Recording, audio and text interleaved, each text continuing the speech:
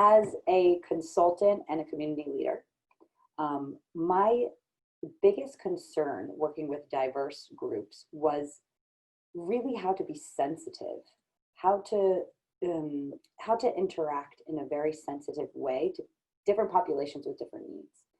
And I think in a business setting, it can be, for someone who is already carrying around a big heart and sensitivity, it can be quite scary to sort of work within very diverse communities, because you do not want to offend, you don't want to say the wrong thing.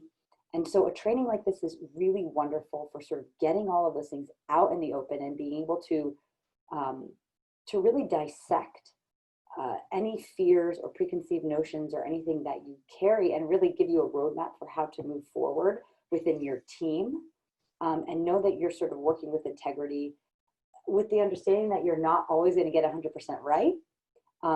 But again, having these conversations for a bit in a business context, I think is the ground floor for being able to really implement with integrity any kind of diversity programs in your business. Because you have to be coming from that place of having understanding before you can start changing the way your business operates. Otherwise, it may feel very superficial. The biggest takeaway for me was the inner questioning.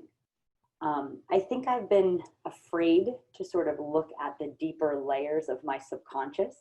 And after Kemi's workshop, what I began noticing was the questioning of my own thoughts and where they came from, around all different diverse people that I meet. I think I was not fully aware at a deeper level of sort of the preconceived notions that I carry around. I think I've been afraid to really question them before because I didn't really know what to do with it before. And what was great about having a training like this is it gives you a little bit of inspiration and momentum to understand that the questioning in itself is something very positive and productive. And that's really the first step in doing anything more, right? At that primary level, you need to be questioning your thoughts and the reasons that they're there.